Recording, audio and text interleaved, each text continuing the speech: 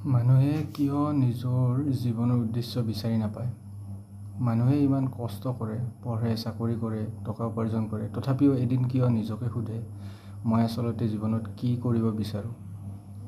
কাৰণ আমি সৰুৰে পৰা কেনেকৈ সফল হ'ব লাগে সেইটো শিকোঁ, কিন্তু কিয় সফল হ'ব লাগে সেই প্ৰশ্নটো খুব কমেই সোধোঁ। স্কুলত কোৱা হয় ভাল নম্বৰ লোৱা, পৰিয়ালে কয় ভাল চাকৰি কৰা, সমাজে কয় ভাল উপাৰ্জন কৰা, বহুত উপাৰ্জন কৰা, ছ'চিয়েল মিডিয়াই কয় আনতকৈ আগবঢ়া। কিন্তু এদিন মানুহে নিজকে সোধে, এইবোৰ পোৱাৰ পিছতো মই ভিতৰৰ পৰা কিয় সন্তুষ্ট নহয়? তেতিয়া পাৰ্পাছৰ প্ৰশ্নটো আহে। তেন্তে পাৰ্পাছ মানে কি? সকলো মানুহৰ জীৱনত এটা ডাঙৰ মিছন থাকিব লাগিবই নেকি? একেবাৰেই নহয়। পাৰ্পাছ মানে পৃথিৱী সলনি কৰা বুলি কথা নাই। পাৰ্পাছ মানে তোমাৰ শক্তি, মূল্যবোধ আৰু কামক এটা অৰ্থপূৰ্ণ দিশত লৈ যোৱা।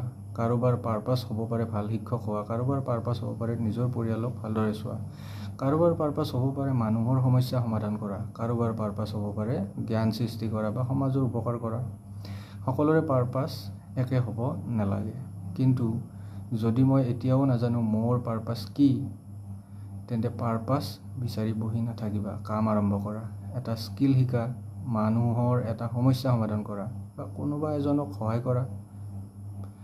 তাৰপিছত নিজকে সুধিবা, কোনটো কামত মই স্বাভাৱিকভাৱে ভাল?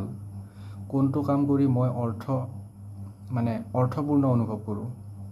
আৰু মোৰ এই ক্ষমতাৰে আন মানুহৰ কি উপকাৰ হ'ব পাৰে? এই তিনিটা প্ৰশ্নৰ মাজত য'ত মিল পোৱা যায়, তাত তোমাৰ ডাইৰেকশ্যন লুকাই থাকিব পাৰে। কিন্তু মোৰ পাৰ্পাছ যদি পিছলৈ সলনি হৈ যায়, সলনি হ'ব পাৰে, সেইটো কোনো সমস্যা নহয়। তুমি 20 বছৰ বয়সত যিটো বিচাৰিছিলা, 40 বছৰ বয়সত একে বস্তু বিচাৰিবই লাগিব বুলি কোনো নিয়ম নাই। অভিজ্ঞতা বাঢ়ে, দায়িত্ব সলনি হয়, মানুহ নিজে সলনি হয়। সেয়ে পাৰ্পাছো কোনো শিলত খোদিত বাক্য নহয়, ই বিকশিত হ'ব পাৰে। তেন্তে পাৰ্পাছ বিচাৰি পোৱাৰ আটাইতকৈ সহজ আৰম্ভণিটো কি?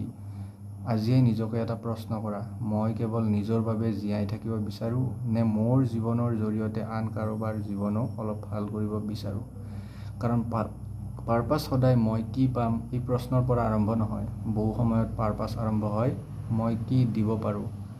আৰু যেতিয়া তোমাৰ শক্তি, মূল্যবোধ, আন মানুহৰ প্ৰয়োজন এই তিনিটা একে দিশত আহিবলৈ আৰম্ভ কৰে, তেতিয়া জীৱনটো কেৱল ব্যস্ত হৈ নাথাকে, ই অৰ্থপূৰ্ণ জীৱন হ'বলৈ আৰম্ভ কৰে।